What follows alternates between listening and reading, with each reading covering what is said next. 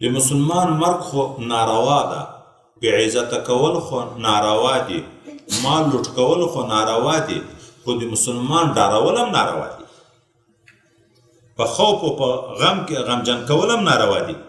حضرت پیغمبر صلی الله علیه وسلم نه د اخلی یو عصا دی بل لکنه اغامسا دی بل لاعبا جادن کچا واخسته بیرته دی ورکی هغه سړی ته خفه کوي نه.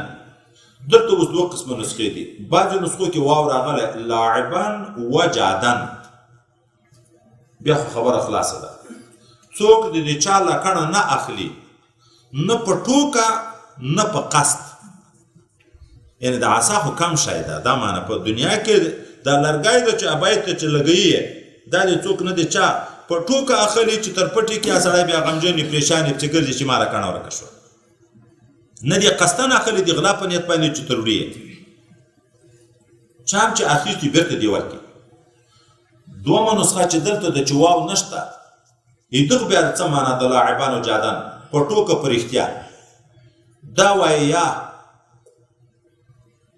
د زمانینو په لحاظ باندې یا د حالینو په لحاظ باندې خبره ده. کله یو سړی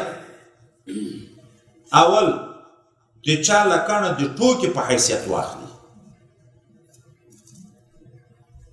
وروسته شیطان وایي چې خو هسې ماغه د ده نه ورکه ده پسې ګرځي، ته خو یې لیدلی نه یې پسې خپله کړه. اول ټوکه مطلب وي، وروسته یې قصدن ذاتې پسې پټه کړي. دوه حالات شو، دوه زمانې شوې، یا دوه حاله بنا بر ظاهر ټوکه مطلب وي خو په زړه کې یې قصد وي. څه معنی؟ که یې ولیدم نو ویم چې خو ټوکه مې کړه. فارسي کې یو متل راځي وایي اگر دی یاري اگر نه دی دوستي. که یې ولیدې نو ملګرتیا ده چې ټوکه مې کړه، که نه یې غلا ده. اوس نو داسې دې نه کوي چې په ظاهر د ټوکې عنوان وي او په باطن کې قصد سلب د مال د غیر وي. نه، مسلمان دې نه خفه کوي، مسلمان دې نه غمجن کوي، په ډار کې دې نه واقع کوي، چا هم چې د چا شی واخیستو بیرته دې ورکوي.